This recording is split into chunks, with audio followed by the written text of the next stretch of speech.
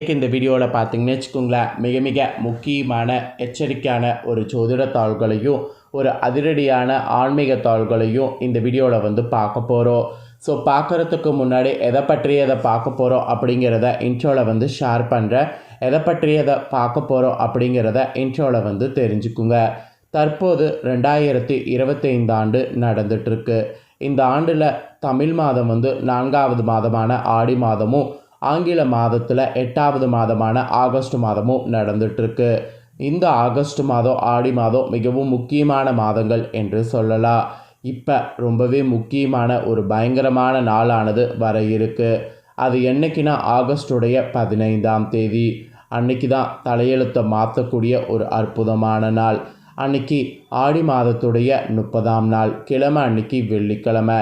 இந்த நாள் அப்படி என்ன முக்கியமான நாள் அப்படின்னு கேட்குறீங்களா? நலம் தரக்கூடிய வரலட்சுமி விரதம் இருக்கக்கூடிய நாள். இந்த நாள் அன்னைக்கு இந்த விரதத்தை எவ்வாறு கடைபிடிக்கணும் அப்படிங்கிறத ஷேர் பண்ண போகிறேன்.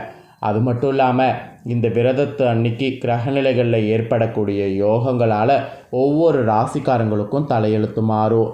அப்படி மாறக்கூடிய தலையெழுத்தை எல்லா ராசிக்காரங்களுக்குமே ஷேர் பண்ணிகிட்ருக்கேன். இது வரைக்கும் மேச ராசிலேருந்து கும்ப வரை இருக்கக்கூடிய ராசிக்காரங்களுக்கு வீடியோ போட்டிருக்கேன்.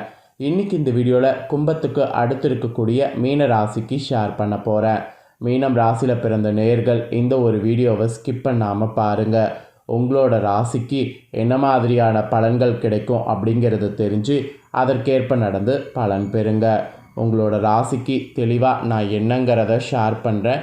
தெளிவாக உங்களோட ராசிக்கு என்னங்கிறத தெரிஞ்சுக்குங்க. ஸோ நிறைய பேர் கேட்கலாம், வரலட்சுமி நோன்பு ஆகஸ்ட் 8ஆம் தேதியே வந்துருச்சு, நீ என்ன 15ஆம் தேதி சொல்கிறேன்னு. ஆகஸ்ட் 8ஆம் தேதி கும்பிட முடியாமல் இருந்தவங்க ஆகஸ்ட் 15ஆம் தேதி கும்பிடலாம். இந்த வரலட்சுமி நோன்பு பௌர்ணமிக்கு பின்னாடி வரக்கூடிய எந்த ஒரு வெள்ளிக்கிழமையும் செய்யலாம். அதனால் நீங்கள் இந்த வரலட்சுமி நோன்பை ஆகஸ்ட் 15 தாராளமாக செய்யலாம். சரி, ஃபஸ்ட்டு வரலட்சுமி விரதத்தை எவ்வாறு கடைபிடிக்கணுங்கிறத சொல்கிறேன். அதுக்கப்புறம் கிரகநிலைகளால் என்ன பலன் உங்கள் ராசிக்கு கிடைக்குங்கிறத பார்க்கலாம்.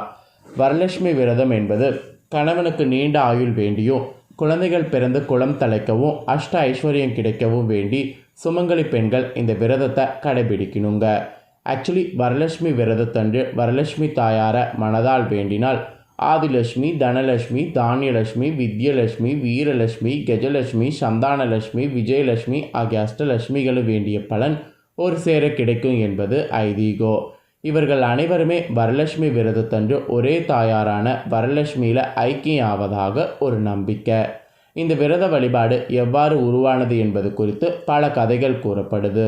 ஆனால் ரத்தின சுருக்கமாக சொல்ல வேண்டுமென்றால் நித்திய சுமங்கலியான மகாலட்சுமி பொறுமையே வடிவானவள். கணவரின் இதயத்தில் குடியிருக்கக்கூடிய இவள் பெண்களை துன்பங்களிலிருந்து காப்பவள். அவ்வாறு பெண்களை காப்பதற்காகவே இந்த வரலட்சுமி விரதத்தன்று தன்னை வழிபடக்கூடிய பெண்களுடைய வீட்டுக்கு சென்று குடிக்கொள்கிறாள். முன்பு ஒரு முறை மகத ராஜ்யம் குணாதினிபுரம் என்ற நகரத்தில் வசித்து வந்த சாருமதி என்ற பெண் தனது கணவன் மற்றும் குடும்பத்தினரை அன்போடு கவனித்து வந்தாங்க. அவங்களுடைய மனப்பான்மை மகாலட்சுமிக்கு மகிழ்ச்சி அளித்தது. மகாலட்சுமி சாருமதியின் கனவில் வரலட்சுமியாக தோன்றி அருள் புரிந்தார்.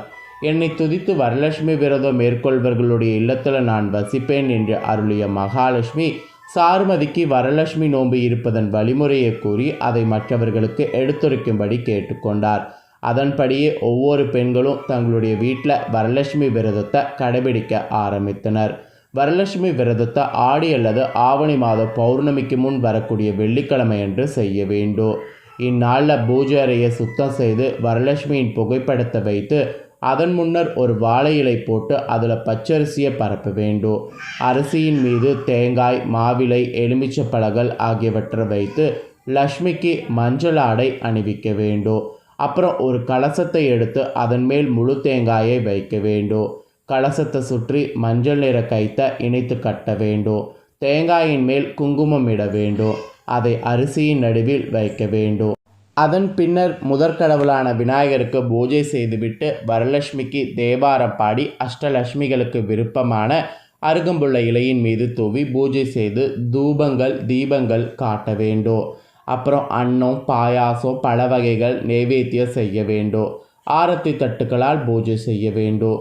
பின்னர் வரலட்சுமி முன் வைத்திருந்த நோன்பு சரட்டை மஞ்சள் குங்குமம் இட்ட மலர்களோடு சேர்த்து கழுத்தில் கட்டிக்கொள்ளணும். பூஜையின் போது அஷ்டலட்சுமி சோத்திரம், கனகரத சோத்திரம், மகாலட்சுமி சோத்திரம் ஆகியவற்றை படிக்கணும். பின் கலசத்தை அரிசி பாத்திரத்துக்குள் வைப்பது விசேஷம். வரலட்சுமி விரதம் கடைபிடிப்பதால் உங்களோட ராசிக்கு மாங்கல்ய பாக்கியம் நிலைக்கும், செல்வம் சேரும். கன்னி பெண்களுக்கு திருமணம் நிச்சயமாகும். குழந்தைகளுக்கு கல்வி ஞானம் கெட்டும். வரலட்சுமி அருளால் விரும்பிய நலன்கள் அனைத்தும் கிடைத்து வாழ்க்கை வளமாகும். இதுதாங்க நோன்புடைய பரிகாரம். இப்போ உங்களோட ராசிக்கு கிரகநிலைகள் மாற்றங்களால் என்ன மாதிரியான பலன் ஆகஸ்ட் 15க்கு மேலே கிடைக்குங்கிறத சொல்கிறேன். ஆகஸ்ட் 15க்கு மேலே உங்களோட ராசிக்கு என்ன மாறுதல்கள் ஏற்படும் அப்படிங்கிறத தெளிவாக இந்த வீடியோவில் நான் சொல்கிறது தெரிஞ்சு அதற்கேற்ப நடந்து பலன் பெறுங்க. மீனம் ராசி நேயர்களுக்கு இந்த ஆடி மாத வரலட்சுமி நோம்பிலிருந்து கிரகநிலைகளை ஆராய்ந்து பார்க்கும் பொழுது உங்கள் ராசிநாதன் குரு 4வது இடத்துல அர்த்தாஷ்டம குருவாக சஞ்சரிக்கிறாரு. எனவே உங்களோட ராசிக்கு ஆரோக்கியத்தில் கவனமும் தொழிலில் விழிப்புணர்ச்சியும் தேவை என்பது குறிப்பிடப்படுது.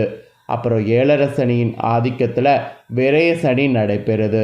அதனால் வரவை காட்டிலும் செலவானது உங்களுக்கு கூடும். இரவும் பகலும் உழைத்து எதுவும் மிஞ்சவில்லையே என்று கவலைப்படுவீங்க. இந்த மாதிரியான கவலையை தூக்கி போடுங்க. உத்தியோகத்தில் சக பணியாளர்களுடைய ஆதரவு குறையும். மெயினாக சனி எத்தனையாவது சுற்று என்பதை பொறுத்து எதையும் நிர்ணயிக்க முடியும். அதாவது சனி எத்தனையாவது இதில் உங்களுக்கு இருக்கிறாரோ அதை பொறுத்து தான் உங்களுக்கு என்னங்கிறத நிர்ணயிக்க முடியும். அதனால் எதையுமே அவசரப்பட்டு நீங்களே முடிவெடுக்கக்கூடாது. கிரகநிலைகளால் உங்களோட ராசிக்கு இந்த மாதிரி தான் பலன் கிடைக்கும் என்பது குறிப்பிடப்பட்டிருக்கு. இப்போ மிதுனத்தில் சுக்கிரனுடைய ஆட்சி ஏற்பட்டுருது. இதனால் உங்களோட ராசிக்கு என்ன நடக்குங்கிறத சொல்கிறேன், தெரிஞ்சுக்குங்க. இந்த வரலட்சுமி நோன்புக்கு பிறகு மிதுன ராசிக்கு சுக்கிரன் செல்கிறாரு. ஆக்சுவலி உங்கள் ராசிக்கு 3, 8 ஆகிய இடங்களுக்கு அதிபதியானவர் சுக்கிரன். அவர் சுகஸ்தானத்துக்கு வரும்போது துணிவும் தன்னம்பிக்கையும் உங்களுக்கு குறையும். சகோதர வழி சச்சரவுகள் மீண்டும் தலை தூக்கும். ஒரு சிலருக்கு வாங்கி இடத்தை விற்க வேண்டிய சூழல் உண்டாகும். ஆரோக்கிய தொல்லை அதிகரிக்கும். அடுத்தவர்களுக்காக பொறுப்பு சொல்வதை தவிர்ப்பது நல்லது. ஏன்னா உங்களுக்கே அது ப்ராப்ளத்தில் போய் முடியும். அதனால் அடுத்தவர்களுக்கு பொறுப்பு சொல்வதை தவிர்த்துருங்க.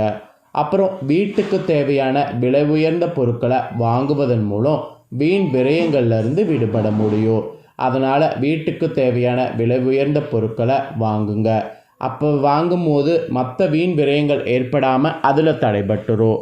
அப்புறம் தொழில் நிலையத்தில் பணியாளர்களை மாற்றுவது பற்றி சிந்திக்கணும்.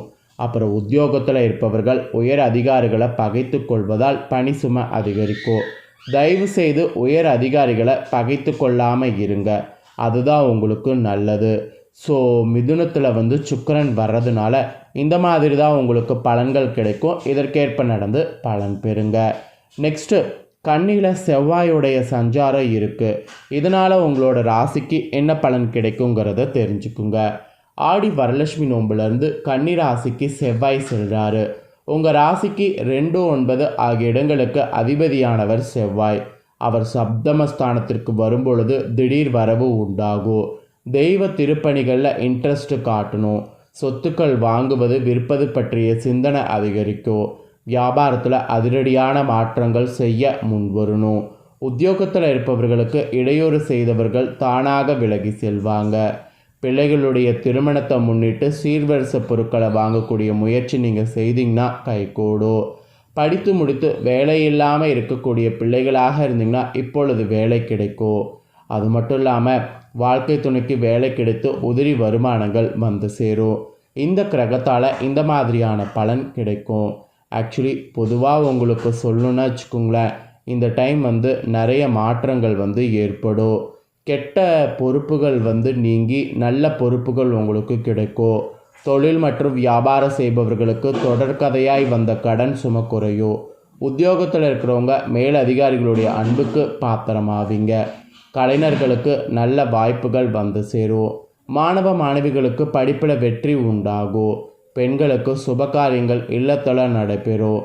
செலவுக்கேற்ற வரவு ஏற்படும். இதுதான் உங்களுக்கு கிடைக்கக்கூடிய பலன். இதற்கேற்ப நடந்து பலன் பெறுங்க. இந்த அற்புதமான பலனை நீங்கள் தெரிஞ்சு பயனடைகிறது போல் உங்கள் ஃப்ரெண்ட்ஸ் ஃபேமிலியில் இருக்கிறவங்களும் தெரிஞ்சு பயனடையணும் அப்படின்னு நினச்சிங்கன்னா வீடியோ லைக் பண்ணி உங்கள் ஃப்ரெண்ட்ஸ் ஃபேமிலிக்கு ஷேர் பண்ணுங்கள். உங்கள் ஃப்ரெண்ட்ஸ் ஃபேமிலியில் இருக்கிறவங்களும் வீடியோ பார்க்கட்டும். அவங்களும் அவங்களோட ராசிக்கு என்ன மாதிரியான பலன் கிடைக்கும் அப்படிங்கிறத இந்த வீடியோவில் தெரிஞ்சு இதற்கேற்ப நடந்து பலனடையட்டும். இதே போல் புதிய தகவல்களை தெரிந்து கொள்ள நம்ம சேனலை சப்ஸ்கிரைப் பண்ணுங்கள். கூட பெல் பண்ண ப்ரெஸ் பண்ணுங்கள். அப்போ தான் நான் போடுற வீடியோலாம் உடனுக்குடனே தெரிஞ்சு பயனடையலாம்.